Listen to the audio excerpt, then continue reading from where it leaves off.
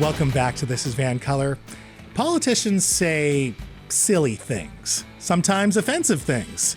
But what should they do in the middle of a campaign if they say something that hurts their reputation? Here to discuss is a crisis communications expert, a principal of Assure Strategies, Alex Shiff. Alex, thanks so much for being here tonight. Thanks for having me. Okay, so let's say, hypothetically, I'm running in an election, and in the course of the election campaign, someone unearths video footage of me, let's say very recent video footage of me, saying something terrible, and there's public outrage. Yes. What should I do? Well, the best way to respond to a crisis is to prepare for one in advance. If you're a candidate who's basically ever used the internet, it's likely that you've probably posted something pretty dumb in the past. So before anything comes out, you really want to sit down and have a think about how are you going to make decisions? Who are going to be the people in the room who are going to decide how to respond in a crisis? So always prepare. So let's just say you didn't prepare, which is very likely for knowing, some of the candidates that we've seen in this election. So let's say you didn't prepare. What are you going to do? Yeah. First thing you want to do is blame the media? Yeah. No, definitely not that. We get to that later. First thing you want to do is really quantify the problem, right? Like, is this just an issue or is this getting to the point of being a crisis? So you look at sort of the scale of the conversation that's going on. Is this some, a small handful of chronically online Twitter trolls that are just kind of getting angry at you? Or is this something that Love really... those guys. Yeah, they're in your mentions too. Yeah, always. Or is this really something that could escalate? Because oftentimes if you respond, it's going to draw more attention to the problem. But sometimes you have to do that if it's something that could very likely spiral don't feed out the of control. trolls. Okay. Don't feed the trolls. Exactly. But let's say, okay, you've assessed it. This is probably something that's going to be pretty serious. You really shouldn't have said it.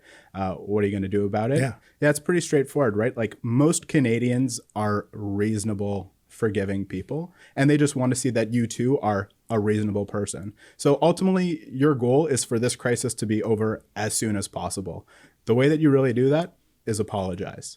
You identify what the problem is, you apologize for doing it, you say what you're going to do to correct it, and make sure that it doesn't happen again in the future. The problem is that most people don't like to admit that they made a mistake.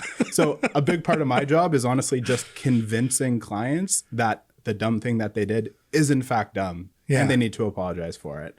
And it's always best to apologize the first time comprehensively, because I've seen many politicians who end up apologizing multiple times. And I feel like that just makes it even worse, because then it feels very inauthentic. 100%. Yeah. You really want to get to what we call getting to endgame, right? If there's something that you ultimately are going to have to do, better to do it now than a week from now when the story is just being dragged on. So if you know you're going to have to make a full-throated mea culpa, do it right away. Yeah.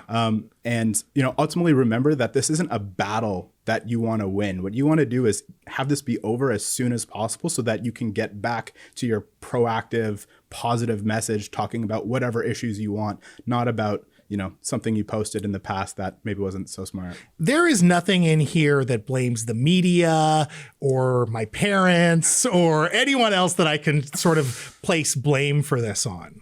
Well, it depends on the scenario, right? Okay.